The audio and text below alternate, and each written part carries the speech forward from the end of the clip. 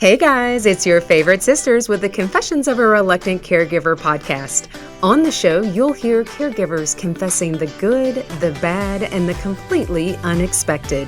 You're guaranteed to relate, be inspired, leave with helpful tips and resources, and of course, laugh. Now, let's jump right in to today's guest confession. If you like pina coladas, we talked about this before we got on. Caught in the rain. If you're not into health foods. If you have a brain. That's it. Okay, we got to stop now because now. I don't know the rest of the songs, and I don't know if we have to have that licensed. Oh, that's possibly true. But it's still singing in my head. You know what? It is. Edit. Andy's our producer. We love you, Andy. We don't want to go to jail, Andy. Please don't let us go to jail. We don't look good in orange that way, especially JJ. Your red hair. You do not look good. Are you making fun of my red hair? Nope. I think it's beautiful, but I think UT orange does not work for you. And that's University of Tennessee, not University of Texas. Yeah, Texas is a bit more burnt orange than the bright, shiny orange of the volunteer state. That's right. Oh, anyway. All right. But this is not a podcast about orange in your hair. Yeah, that's true. It's not a beauty show. It is not. It is a good day to have a podcast. My gosh, man. And we have a powerhouse caregiver today. She is awesome. Like, she's my bestie. She was my best friend first. They're always your besties. And I meet them first. I would like, Amy, if you would just be my bestie when we're done, I would really appreciate that. I don't have any besties because Natalie steals them. I have them all. Hey, you know what? Let's talk about Amy. Okay. Hey, Jay, tell our listeners and our viewers. I would love to share about Amy because she's not my bestie, but she's going to be. She is your bestie. Because I'm the best. It's coming. It's coming. Thank you, Amy. Look at her. There it is. There's the voice. There's the voice. So today, actually, to be very serious, serious time, Natalie, suck it up. Okay. Today's guest is Amy Shaw, and she is a woman who proves that when life hands you the unexpected, you roll out the red carpet anyway. Amy's journey is absolutely remarkable. After years of living abroad and raising 10 children. 10. That's double digits. Yeah, double digits. She and her husband, Brian, faced a new chapter. Brian was diagnosed with a terminal illness, but instead of letting the diagnosis define them, Amy and Brian chose to celebrate life. That's right. This mindset became the inspiration behind Walk the Red, a program Amy created to help those with terminal diagnosis and their caregivers end well. Amy puts it simply, we're all on the red carpet. We all get to decide how we live and how we die. Now, Amy's caregiving story started long before Brian's diagnosis. Sure did. And Amy didn't see it that way. She and Brian were caregivers. They were raising children. They had 6 who they adopted internationally with special needs. I love that. She's been a caregiver for a long time. She has been as a mom. Mm-hmm. But when Brian's cancer returned, caregiving took on a whole new intensity. From a research champion to a networking queen, Amy did it all. Oh my gosh, now I've got dancing queen in my head. I know. Queen. And sweet. Sorry. Okay. And as Brian's life came to a close, she learned what it truly meant to walk alongside someone in their final act. Oh, I love Amy, that. It's like a love story. It is. I love love stories and family stories. And Amy, we are so glad to have you here with us today. Thank you. Thank you so much. It's an honor. I'm going to tell you. Oh, thank you. Well, you know what? I'm going to tell you guys, this is one worth, like, everybody has different backgrounds if you think about it. And Amy is an artist. And so her background is beautiful. Like, you get to see her artwork too, as you're listening and viewing the dog. The dog. It's the dog artwork behind you that had me. I'm like, that's a happy dog back there. In my actual bedroom. Oh. You see where I sleep at night. Your boudoir. I love that. Amy has a beautiful place. Amy, thanks so much for being with us. We're happy to have you and so privileged to get to hear your story. I know when we talked that I just left feeling so good. And even in the hard, there is so, like, the lessons that you learn. You never stop learning. And I feel like Amy's going to share that with us. Amy, let's start in the beginning. You were born, and then, skip to the good part, but give us a little background about where you're from, siblings. I love birth order. So just a little bit, and then get us on up to that love story. Sure. Yes. I was born indeed. I was the first long awaited child My parents, who were college sweethearts from Ohio State University. So I was born in Ooh, Columbus, Ohio. Buckeye. And I grew up in the same house. In fact, my mom is still living there. My dad has since gone on to glory, but my mom is still living in that house where I grew up. So Mm. yeah. And then my mom had a blessing child where we adopted my sister. Mhm. Domestic adoption, and then surprise of all That's what surprises, happens. my mom on a vacation in Florida found out she was expecting my brother. So my brother and I are 7 years apart. My sister and I are about 3.5. Yeah. So It's so yeah, funny, I Amy. launched from Ohio. Exactly. I mean, it's so funny. I've known several people who chose to go the adoption route when they were unable to conceive. And then lo and behold, an oopsie baby, like a surprise blessing baby, comes right along. And I have friends of ours that have done that. But so you grow up a Wait, Buckeye. back up. She's the oldest. I just want to focus on that. You're the oldest. Way to go, I Amy. did notice that she was the Yeah, oldest. we want to call that out. Sorry. We're connecting. That's Look at exactly that. right. BFF. You just missed the fist bump through the All right. camera. I just think that's Called it out. It's okay. It's okay. I'm used to being yellow mustard. And so, but everybody puts mustard on hot dogs. Yeah. And so you grow up, you're a Buckeye. Are you still a Buckeye? I am. I'm in Ohio South Carolina right now, but I am absolutely a Buckeye. Very Right. proud of my team who won the national championship. That's right. The Ohio State. We're like giving props to them. They did a great job. Again, not a football podcast. And, but, so you grow up and then what happens? You're 18, you're getting into adulthood. When do you meet Brian? So actually, my parents and his parents knew one another before we were born. Huh? They were both attending the same church. And then, life took Brian's parents to California. He was actually born there. Then they moved back and they ended up settling in the same small suburb of Columbus. We ended up going to the same junior high and high school together, but we didn't know it. So I was 2 years ahead of him. Mhm. And so in high school, our parents recognized each other. So they hadn't seen each other in years and said, hey, we should introduce our kids. And so Brian was quiet. He was a farm boy. He never did anything at school. He was not in athletics or anything. I was bubbly and, I had all the friends. And This is why I mean our besties. nice to meet you. And then, I was off. And then later we went to a pretty big high school, like 800, I think, in my class, in each class. And so occasionally I would see him and he was super, super blonde and tall. And I would see him and think, I think I'm supposed to know that kid, but I can't remember his name. I'm older. I'm a senior. So, fast forward, I go to college, he goes to college, not at the same school, but I went on a mission trip one summer. And when I came back, my parents were like, we're going to a new church. I'm like, oh, okay. That was kind of out of the blue. And at that church was Brian and his family. And so I went to the college and career class and there he was. And we were friends in there for 3 years and I never thought anything.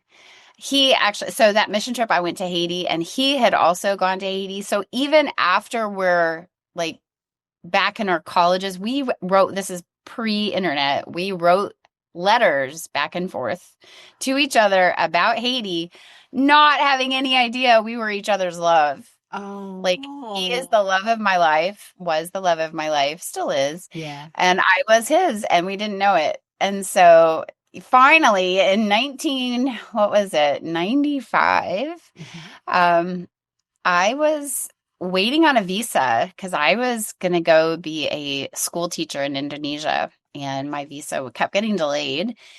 And he was working at a dairy farm and he grabbed a cow because he was mad at her and she kicked him and broke his arm. So he couldn't work. So he was didn't have anything to do. And I remember him being like, I can help you pack. And I was like, oh, with one arm. That's sweet. Do you want to fold my underwear? What do you want to do? But he, at some point in there, asked me out for a date. And the rest is history. Like, we knew we wanted to marry each other within a week. Oh. But I had committed 2 years to be in Indonesia. And so really, I think that separation, and we wrote letters, and that was like the dawning of email. And you remember dial up? Oh, You know, yeah. Oh, yeah. Yeah. We all know it. All the young people are like, what is that noise? Yeah. what is dial up? And it was extra like lengthy to connect when I was in Indonesia, because I was in a really rural area. And so we would try to connect maybe and send an email, but really we relied on letters. And he sent me letters, and it would take 3 weeks to get a letter back and forth. Oh, yeah. And I actually got sick. I got very, very sick with 2 different types of malaria. And I only ended up staying 5 months and came home, recovered, and he asked me to marry him. Oh, my And then we gosh. got married that fall. Oh, I love a love story, Jay. meant to Letters. be. Reminds me of Bob. I love that. Bob and Gretchen. Yeah, They were letters. love letters I too. love letters. I love too. letters. Yeah. Okay, so you guys get married, and you know it's interesting how God's plan really does what it's supposed to. Like, I can see it. Like, oh, isn't that neat? I love that.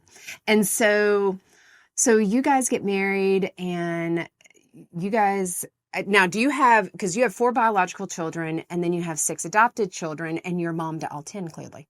And so those are just technical terms. You're the mama. I know that you had mentioned that you really never saw yourself as a caregiver, but how did you have your biological children first? How did the choice to be adopted? Because we're gonna talk about Brian, but I do want to talk a little bit about that, the adoption side. Yeah, we did have biological children first. And our intention was to have a large family. I wanted 10 children. He was also the oldest. He was the oldest of 2, and he thought maybe 4 would be good. Oh, wow. So we decided to meet in the middle at 6. And so kind of and so we tried to have children, and it wasn't happening fast. And that was kind of a shock, kind of a surprise. I guess I shouldn't have been too surprised, because my mom did struggle with that. True. But we did across 9 years, because the story can take too long, but Right. it took 9 years, and we got to 4 children. Mm. And I had lost I had lost 2 babies, and then we had a full term 39-week stillborn son. And that was so devastating. Mm-hmm. And really, I didn't want to end on a loss. We had this weird pattern where it was like, have a baby, lose a baby, have a baby, lose a baby, have a baby, lose a baby. And I didn't want to end on lose a baby. That's like an emotional roller coaster. Yeah. And it took another 2 years after that loss to become pregnant again, but I finally did. And so we ended at 4 children. Yeah. And I really just, still wanted to have more, but I knew that I could not do that again. It was just so deeply emotional. Yeah. And so you decided to adopt. And not just adopt, hey, I want to, so many people think of adoption and they think of healthy little babies that are teeny babies. And I've worked in the foster care system for 25 years. And the children who are the hardest to adopt typically are older, they're teenagers, or they have differing abilities. And so you and your husband decided to do something different. Something different. Yeah. Well, Brian had been listening to a podcast and kind of getting educated about the need in sub-Saharan Africa for adoptive families for these babies, because, the AIDS epidemic had just wiped out that middle generation. Mm-hmm. And so all these children and babies were going and living with grandparents, and the grandparents weren't going to, maybe live very long. So the orphanages were just very full. And so he asked me, what do you think? Would you consider international adoption? And I don't know. The Lord had been doing his own work on my heart. And so he called me from work on a Monday, and by Wednesday we were starting paperwork. So we don't waste time. We really don't waste time. I love that. I'm very much a decision maker. Yeah, I don't need to think about it. JJ is like going to mull on it, chew on it. It's almost like I don't want to call you a cow, but how cows have 4 stomachs and they chew on it for a while. They come up. And moving on. So 6 kids, 6 additional babies over what amount of time? How long did you guys? So we brought home our son Zeb in 2011, Mhm. and we brought home our last 2 girls in 2016. So it was 5 years we brought 6 kids from You are growing around the fast. I world. love It that. was really crazy because, we didn't have, tons of money sitting around. So we fundraised, and Yeah.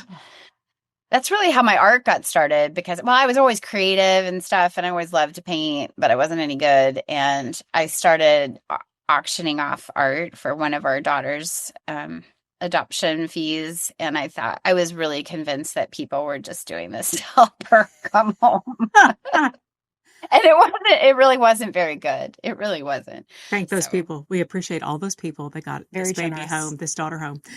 So I right. love that. I love that that you all allow your faith to lead you in so much. I love to hear that. Well, and also you had mentioned to me that the children that you chose were children that had differing abilities. And Yeah, we did. And, some of that was interesting. So we had always wanted to go back overseas. We lived overseas in that period of 9 years where we were only there for 2 years, but during that time where we were building our biological family, and we were planning on a career of mission work. And when our son was stillborn, everything shifted, and we ended up going to a different part of Ohio to live, and it just so many things. It felt like our lives shut down. I remember Brian saying, "Why would God put us on a shelf? Why would he put us and say, we're so willing to go. We're so willing to do this." And he's like, "Nope, I'm just going to set you up here on the shelf." And we struggled with that a lot. Yeah. And we tried to get back overseas. We tried to get back overseas, and the door would just close for one reason or another all the time. And I remember after we brought Zeb home thinking, well, first of all, I had fallen in love with this photo of this little boy. And he had a condition that I couldn't even pronounce. And now I can. I've worked at it. But I remember suggesting, like, what if we can't go to the mission field until, maybe we're done raising children, why don't we use that time to give a child a family? And this was, a boy in China who had, malformed limbs, and in that society, he's not able to care for his family. Back then you could only have one child, and that's why there were so many girls in orphanages in China. But when a boy was born with something that would inhibit him from caring for his parents, they would kind of try again for a healthy child. Yeah. And so he was going to grow up in this orphanage, and I remember just saying, if we're not able to go until later, then maybe what we want to do is do this. And he was on board. And really, I remember he coined a phrase. I'm sure you've heard it. "We'll knock on the door with a feather." That famous phrase that everyone says every other day. Like, I was like, "What does that mean, Brian? What do you mean? What? We'll knock on the door with a feather?" He's like, "Well, we'll just approach it and knock on the door. And if the door pushes open with the feather, then we'll know that we're supposed to do it." And I was like, "Okay, I'm game for that." So I've never heard of that, Amy. I've never heard that expression. I'm joking. I'm totally joking. Oh, I was like, I've never heard that, but it makes sense. We'll knock on the door with a feather because it's almost like I'm a little nervous about it, but if it's meant to be, the door will open. And I love that. This will be the beginning of the entry into, the colloquial usage of knock on the door with a feather. Perfect. Oh gosh. Yes. And the door flew open. And so we brought him home, and he is taller than me now. I think he was 2 years old when we brought him home, and he's 14 and taller than me and just doing amazing things. Oh, I love that. I love that. All right. Well, we're past our little time. Let's take a break real quick, and let's jump in because we're going to have another podcast about the adoption side, because it really is an entire conversation. We'll be right back. All right, everybody, we are back with Amy Shaw. We're dancing. Yeah, we forgot to take our dance break. Dance break, dance break. So she's been a caregiver for so long. If you missed that 10 minutes, go back, because you got to listen to that. But she said she and Brian are taking care of 10 children of varying abilities. But something kind of comes up. You're surprised by an event. So what happens with Brian? So it was March morning in 2018, and I had heard Brian say that the guys at work had the flu, and I think we'd been married maybe 20, 22 years at that point. He had never taken a sick day. He was this, I'm going to push through anyway. So he came home at 9:30. This was very odd. And he went to bed. And I thought, that's so strange. And I had preschoolers. I put them on the bus at 12:30. And I thought, I better go check on him. It's been 3 hours. He also was never a napper. He never liked to take a nap. So everything was really bizarre. But I thought, well, he must really have gotten hit by this terrible flu. And when he woke up, he really struggled to speak. Like, he was saying words, but they didn't make sense. And he was very frustrated that he couldn't communicate. He knew that he wasn't making sense. And he would bend over and he would hold his head because his head hurt, and he was praying. And when he would pray, he was making sense. And then he'd try to talk to me again. It was weird. And I just kept walking out of the room, just like trying to shake it off. Like, what is happening? This is so weird. So Brian was very funny, but this was not the kind of joke he would ever do. So I would come back in and be like, okay, let's try again. And he would just do the same thing. And I told him, like, if you can't knock this off, I'm going to have to call the squad. And he just, at that point, he stood up and he put his hands on my shoulders and he called me our daughter's name. Like, listen to me. And I was like, what? Like, I was just so horrified. So I called them, and I actually went downstairs to wait for them, and I'm pacing, and they came to the door, and I'm explaining, and I bring them up to the bedroom, and he's changed his clothes, and he's sitting there on the side of the bed. And I'm like, oh, okay, so actually you're fine? Like, what? And so they came and they did an assessment. They thought maybe a stroke or something. They ruled a stroke out. And he was so fascinated. So he had a biology degree. And so he was very smart, and he was so overly fascinated by the blood pressure machine. And he would ask them, what is that? How does that work? And they would tell him. And he would ask it all over again. Well, what is that? That is so, wow. And I was like, just horrified in the background, just like, what is going on? What? And they decided to take him to the ER. They wouldn't let me ride with him. So I remember going into the bathroom and looking at the mirror and just saying, what is going on? Like, what do I do? Do I put makeup on? What do I do? And finally, like, okay, I need to go. I need to get in my car and go. So by the, maybe, I don't know how many minutes elapsed. By the time I got to the ER and walked in, the doctor met me, and he was like, your husband has a mass in his brain. And I was like, what?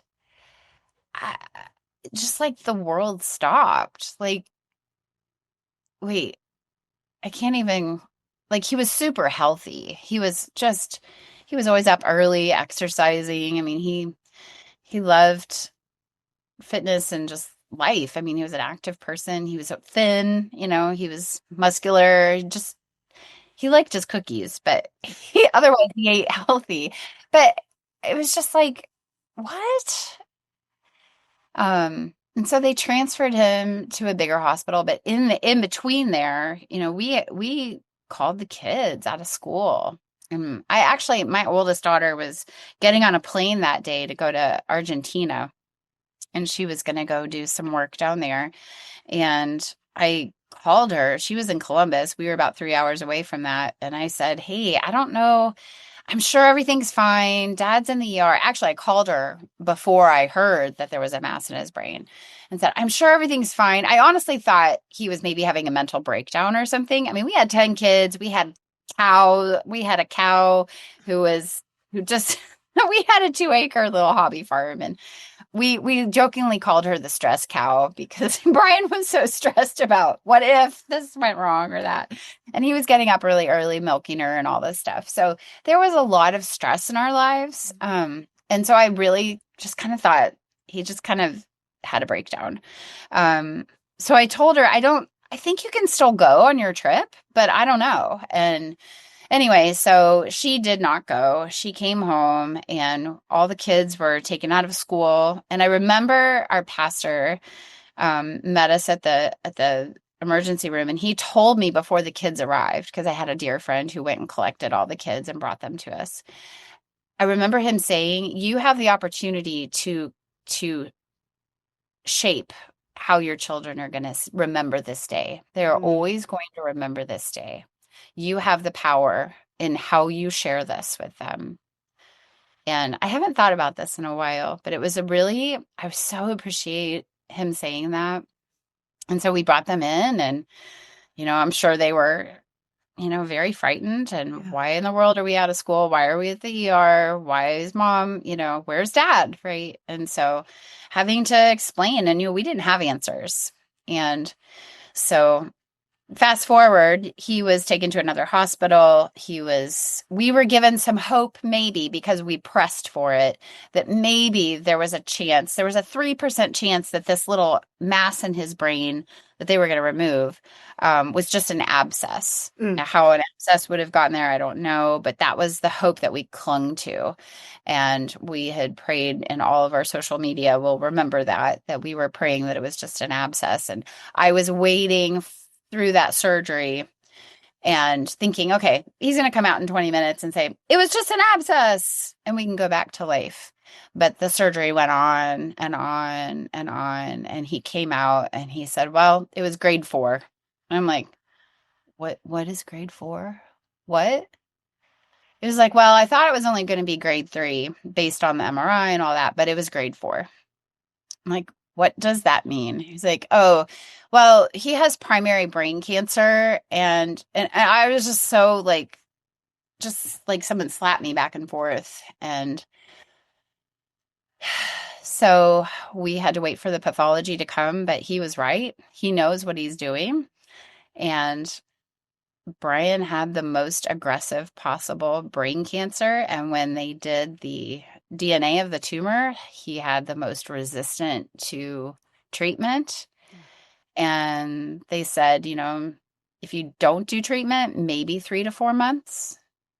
If you choose to do treatment, he might have 6 to 12 months. And we're just like, what? The theme is what? Like, you don't even understand. It's this yeah, it's just the shock of it. Like we were busy living life. Like, no. Well, and I'll tell you this, Amy, when we got the cancer diagnosis, I remember thinking, and this sounds really selfish, but it's true, I don't have time for that. Like, we've got a lot of other things that are going on. We've got some life living we got going on. We do not have time for cancer. It sounds like very similar. Like, you're like, no, we're busy. We've got some kids and we've got some other plans. We don't really have time for, terminal illness. Like, we'd like to not have that. I think that the whole thing was going to be shut down. Like, all of the life that we've been doing, like, and I don't know at what point I started to think, no, wait a second. Wait, no, I don't want to be left to do this by myself. That wasn't the deal. That wasn't the plan. I never once considered that. But we made a choice. So the doctor that removed the staples from his surgery, he did some reading, and he was the one who gave us that final, like, yeah, you might have 6 to 12 months. And when we left that hospital, I remember walking out, holding his hand in the parking lot and just squeezing it and saying, okay, we're going to make this the best 6 to 12 months of our lives. Because what else can we do? What else can we do? We have to do this. And, so we had difficult conversations with our kids. We told them what was going on. Our youngest child was 3. Our oldest was 18. And so we had quite the gamut of ages, but I remember sitting around on the floor in a circle and saying, we don't like this. We are scared, but we know that God will take care of us. We don't know how, but we're confident that he will. And so this is what we're doing, you know? Mm. Okay, I'm going to take a break here, Jay. Okay. Because and then we're going to come back in because we're going to find out what happens over this next window of time. Okay. And how it impacts you, Amy. Yeah. We'll be right back. All right, everybody. We took our dance break because we did take a little dance break. We danced it out.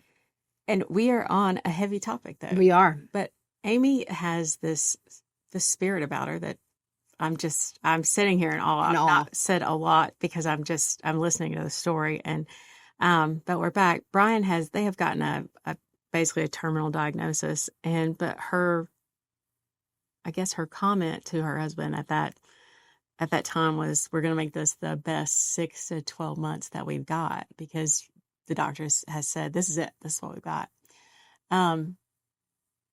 Tell me, in those moments, in those times when you're sitting there with the kids, you're talking about how bad this is, but you are that link for them. Like, this is mom. She's the mama mom bear. Is stable. Mm-hmm. What is going through your mind? Where are you at? I think I'm balancing, I'm reading the room, I'm looking at their faces, looking at the different ways that they're reacting. And you got to remember, 6 of my children have already lost both of their parents. Mm-hmm. This is big. And, the 4 biological are staring at something that, none of us knew what was coming, and there is a lag between surgery and the actual diagnosis when that pathology comes back. Yep. And that is such a scary window of time when you're like, what if it's this? What if it's this? And it was the worst of all the worst things. And I think, I was reading the room and I was just thinking, God, you're going to show up. I know you're going to show up. Yeah. I don't know how. I really wanted him to heal my husband, like just take it all away. There's so many days that I wanted this to just be a bad nightmare that we were in. It was a nightmare, but it ended. I don't know, maybe I should stop answering that question at that point. No, go ahead. Well, I'm not sure what I was really going to say, other than I knew that God was going to come through for us, but I didn't know how. And it was just a matter of walking it out. And it's true. It's the ask that we have versus the answer that we get. Yeah. And they don't always match all the time. And that's the hardest part. And I think in asking and praying for another friend of mine, you wonder, why does this person live versus why this one person doesn't? Why did this happen to this person versus somebody else who's not been living a healthy lifestyle? You start, that's where faith really comes in, and it can impact. And if you go too far down the rabbit hole, you start to lose your faith, you lose your hope. And without hope, for me, there is no, it feels hopeless. So you guys decide, and here's the thing.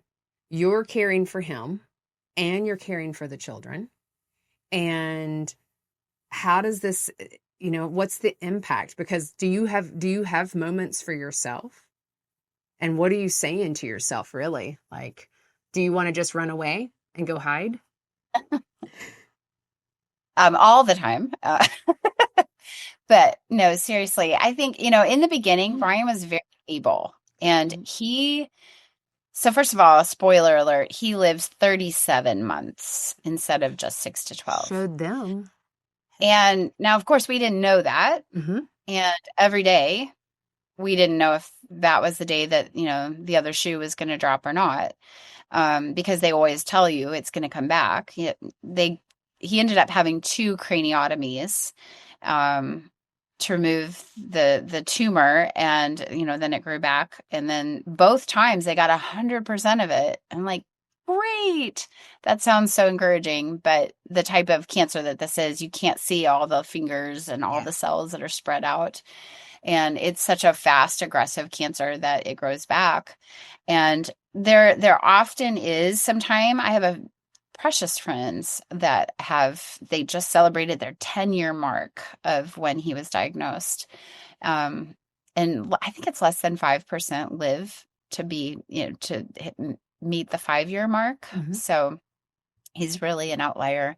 But back to what I was saying, my husband he did a lot. And so even during most of the time that he lived, he was making hot breakfast. Like, I mean, so he never went back to work. And so the kids were like loving this. Dad was creative. He was making sourdough bread every day. He was coming up with inventive hot breakfasts, which the kids are not getting anymore. I do not make breakfast for them. Like, hey, you're on your own. But so, to say that I was caring for him, the type of care I was doing was researching, was, doing the networking of other people that are battling this. So I don't feel like, I think in my head, I think of a caregiver as the way it was at the end of his life. And when he was having seizures all the time, and I always had to have rescue meds with me, and, where's dad? Where is he? We always had to watch for where he was. But the bulk of that time, we were still being a married couple. Yeah. We were being a happily married couple who had to go to Cleveland Clinic every couple of months to do a brain MRI. And I remember Brian saying, if people didn't tell me I had brain cancer, I wouldn't know it. That's so interesting. That is just so interesting. Well, he refused to be defeated. He's like, I'm going to live my life. And I think that would be, it's almost like blissfully ignorant. And I'm not talking about your husband. I'm just talking about like he's right. If nobody had told me I had brain cancer, I'd just keep on keeping on. Yeah. Like it simply is what it is. And that's what it seems like he had, like what Sue Ryan talks about is this radical acceptance. And he chose to keep living. Yeah. Every second that he had. And, I know that you said, I don't see myself as a caregiver until because of traditional sense of what people think, because they think of it as technical, like physical action of caring for someone, like exactly what you said. But the beauty and the hard part about caregiving is that there is no definition. You probably went in and out of caregiving with him and supporting him through research, through helping him with certain things. And at times it was probably concurrent. I'm a wife and a mother. Well, you're not concurrent on anything. You're like 50 concurrent. You're 50 different job titles at the same time. Yeah. Yeah. I do remember a time, like shortly after, in that first year, that he had some cognitive changes, but we didn't know it. And so there were just some times where, he was, and eventually I found out that when he would read something, he wasn't able to comprehend when he was reading. Right. And that kind of a deficit, it ebbed and flowed, like we're saying. And so, I would need to kind of take over that. And, in fact, that's how we found out that he wasn't comprehending things, because he had just always taken care of the mail and read all those technical things. And I just assumed he was doing that like usual, because everything else was kind of back to normal, but he was missing things. And that was hard. So I know that, I'm still like in amazement that 33 years is, I just love that when that happens to doctors. We're like, you were wrong. So months rather, sorry. It comes back. And this is really what you say is when your caregiving begins, but I think it's been going on for a long time. Tell us about that. It had felt like, I actually painted this feeling. It felt like we had a dragon that was just floating kind of behind our heads. And he was this dragon of cancer, and we didn't know when he was going to kind of get the power to kind of leash up and lunge down at us. And it was almost like you'd oh, do I feel the hot breath on my neck? Like Oh, spin around, like, oh no, there's nothing there. Like it would vanish. Yeah. And so every time we went, so there's a term that anyone with glioblastoma knows is called scanxiety, and maybe other people use it too, but there was such legitimate scanxiety. We would know that MRI was coming in March, maybe. And the closer we got to that date, I found myself like pulling away from Brian. I would find stupid reasons to be angry at him. Mm-hmm. And like totally apart from my consciousness, I would find it was a defense mechanism. Yeah. My subconscious said, if you're angry at him and he dies, you won't miss him as much. Mm.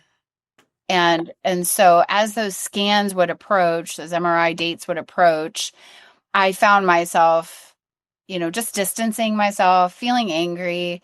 And eventually I figured it out. And I was like, Brian, I'm so sorry. This is what I'm doing. I'm not trying to. I'm not mad at you.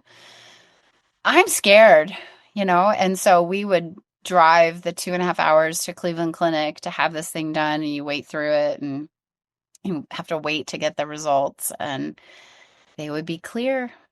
Over and over and over and over, they were clear. And so that day that they finally were not was like, almost like, okay, I'm ready. It was almost like standing at the base of the mountain being like, okay, let's climb this thing, because it was so hard to live in that in between stage. And that was where God told me, I want you to write a book.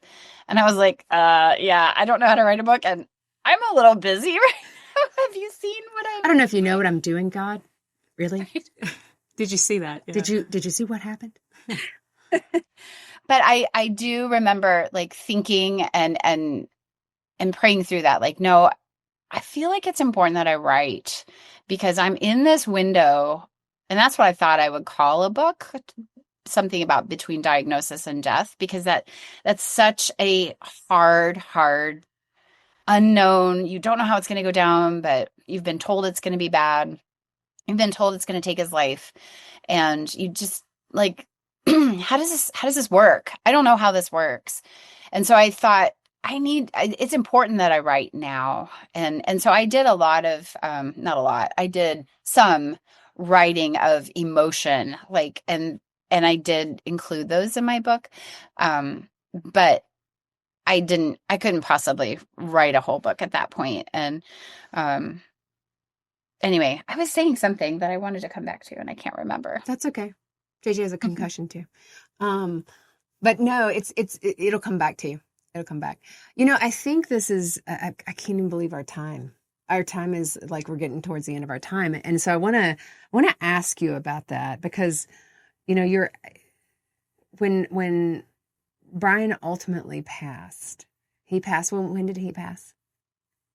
It was April of 2021. Yeah. And so did you write the book after Walk the Red? Yes. And yeah, go ahead. Kind of concurrent. Yeah. And so what did you want to say in Walk the Red? What did you want other people who are dealing and walking this journey where there is no final good answer that feels like a good answer, but the reality is we're all going to die. What was your guidance to people? So the book is actually called Navigating Goodbye. I apologize. Right. Yeah. Sorry. Oh, that's okay. Walk the Red is the coaching program that sorry. Coming alongside people to help them on a one-to-one basis. But yeah, I think I wanted to give them like, hey, here's a playbook. When we were going through this, it was kind of like, hey, what do you do? Like, I'm so overwhelmed and shocked. And my life was not easy beforehand, but now you lay this layer on and I don't even know what to do. And if I'm honest, I just want to stay under the covers and cry. Yes. But I don't have time. And I've got people I have to get up and get to school and, I have to keep going. Yeah. So I've created a book to give people, here's what you can do. Here's the section of here's a mental mind shift on walking the red carpet to the door of eternity, and to understand that there's more to life than just this human experience that we know, this bodily experience. Mm-hmm.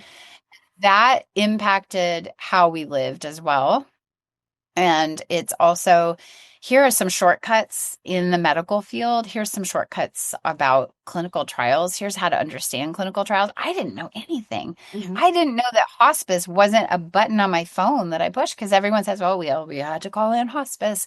And I just thought it was like 911, I didn't understand that there are companies and they do different things and they offer different plans, and there's different services. And if you go with this one, you may not get the same service as someone else might be. So I just didn't understand any of that. So I've explained some of those things. And then I've got a good section in there about how to leave a legacy, because that's something that I do want to make sure that we talk about, is the things that my husband did to leave a legacy, to spend time with each of us. He dated each of the kids. He left us. He always, our whole marriage, would leave me love notes around the house. He would study where my little habits were, and there would be a little love note in the coffee ground, in the in the coffee beans or something. I And love that. he was just always doing that. And so he continued to do that. I found notes later. And then he spent time in the mornings when he would get up early, even in the very end of his life, where he was writing letters secretly to all of us. And I had 71 letters that he had written, and he had folded them all up like we did in junior high and high school. Yes. Would pass, remember those? Yeah. In fact, when my kids got them, I'm like, how do I open this? Oh, that's funny. Show you. Dad's sense of humor.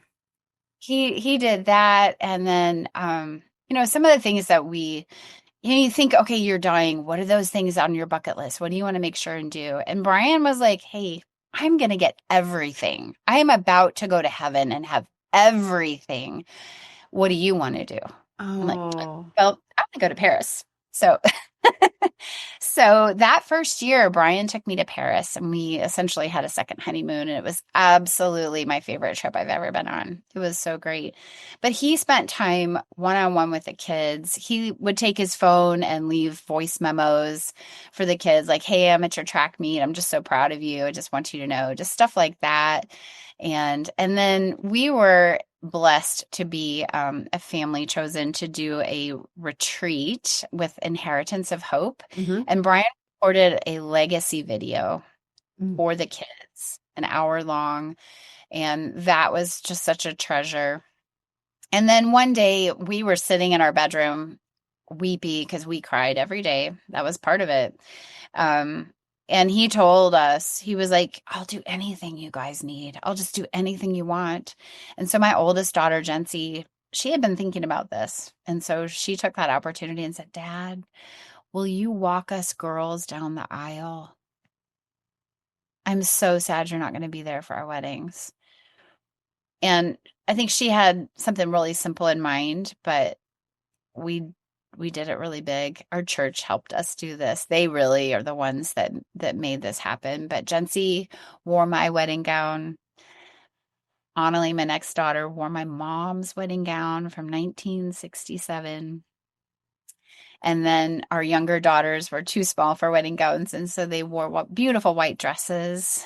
And then they all had veils, and Flower shop made flowers for us. A friend made a wedding cake for us. The church decorated the church. They provided videographer and photographer.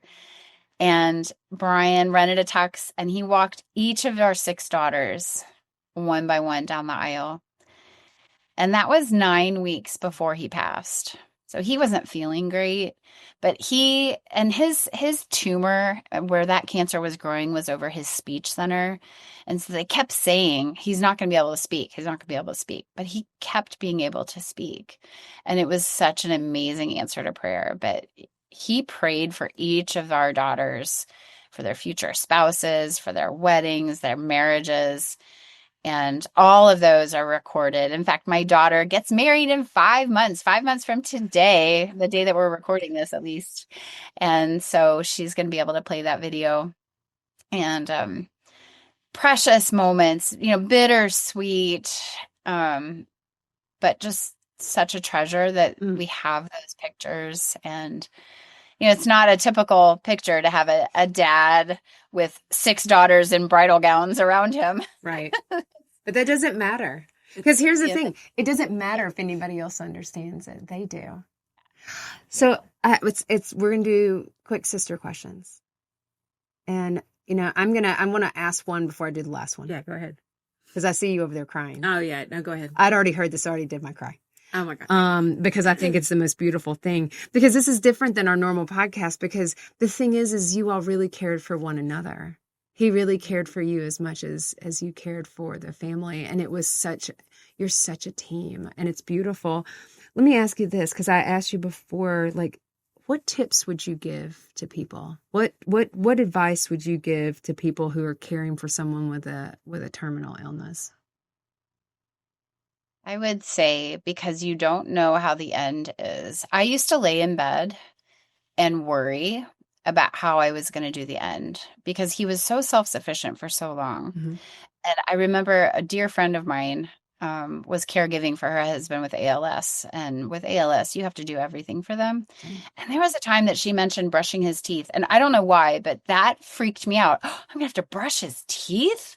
And I remember laying in bed and he was asleep. And I just remember churning and like, how am I going to do it? And how am I going to do it? If you can not give in to those kind of worries and live in the moment.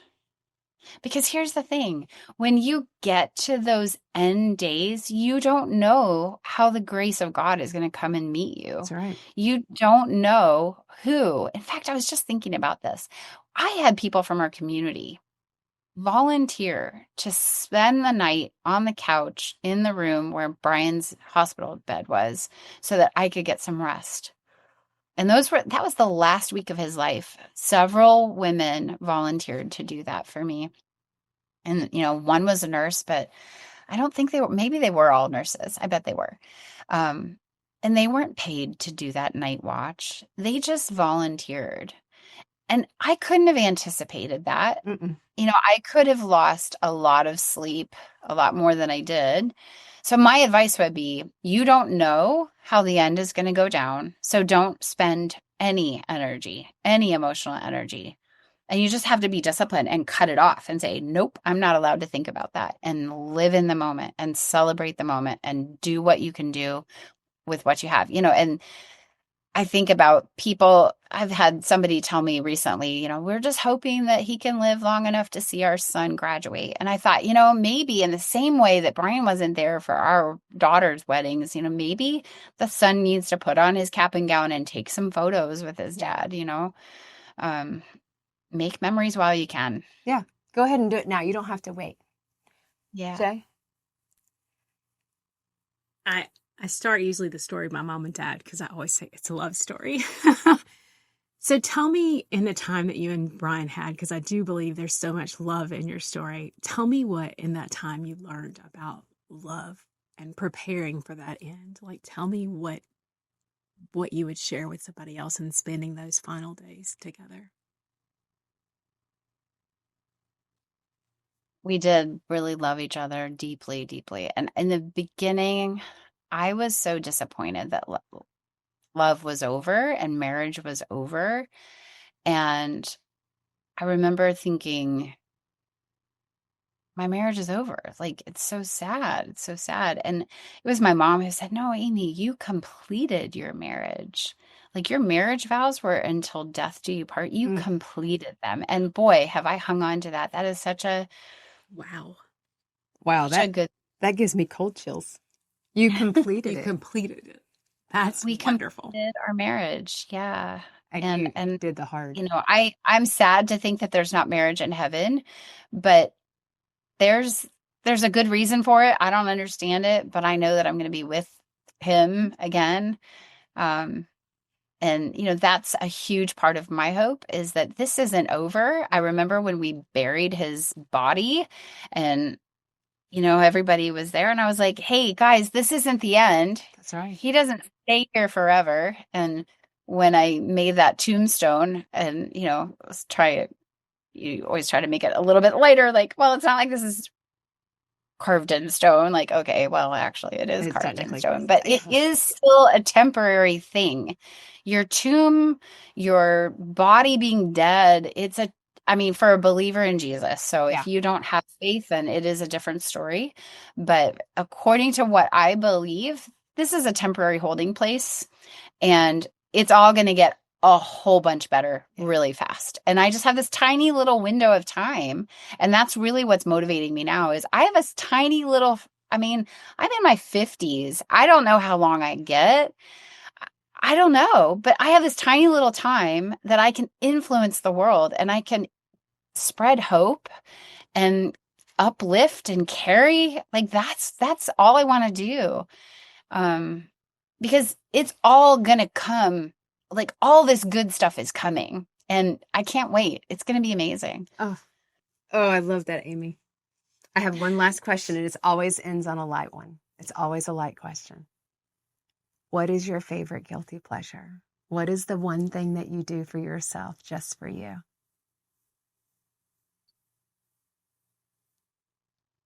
I don't know. I'm like really working hard to not eat sugar and not eat. So I'm just, okay, so it can't be that. Like, is it painting? Well, maybe it's painting. I don't know.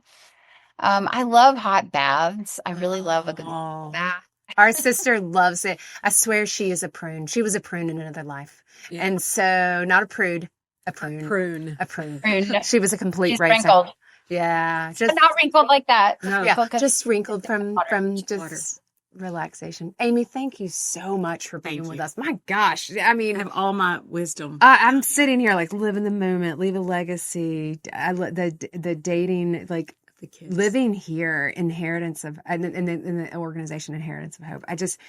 I hope I know this will bless so many people.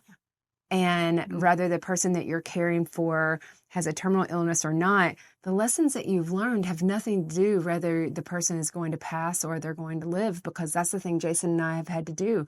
We've had to adjust our life, and we try to live as much today because we don't know what tomorrow brings. And you'll never regret those days that you spent intentionally. You'll never be like, well, I wish I had just worried. Yeah. Or I'd worked more. And so. Or I'd worked more. Or I'd watched more Netflix. Yeah. I mean. I could have caught up on that show. You'll never say that. No. Thank you, Amy. Thank you. We love you. You are forever sister. Forever sister, ma'am. Guys, thank you so much for joining us today and for listening in. And until next time, until we confess again, we'll see you next time. Bye-bye. Well, friends, that's a wrap on this week's confession. Thanks so much for listening in to the podcast. But before you go, please take a moment to leave us a review and tell your friends about the Confession Show. Don't forget, visit our website to sign up for our newsletter, as well as connect with us on Facebook, Instagram, LinkedIn, Pinterest, and Twitter. You'll also find the video recording of all our episodes on the Confessions website and our YouTube channel. We'll see you next Tuesday when we come together to confess again. Till then, take care of you. Okay, let's talk disclaimers. We are not medical professionals and are not providing any medical advice. If you have medical questions, we recommend that you talk with a medical professional of your choice. As always, my sisters and I at Confessions of a Reluctant Caregiver have taken care in selecting the speakers, but the opinions of our speakers are theirs alone. The views and opinions stated in this show are solely those of the contributors and not necessarily those of our distributors or hosting company. This podcast is copyrighted and no part can be reproduced without the express written consent of the Sisterhood of Care, LLC. Thank you for listening to the Confessions of a Reluctant Caregiver podcast.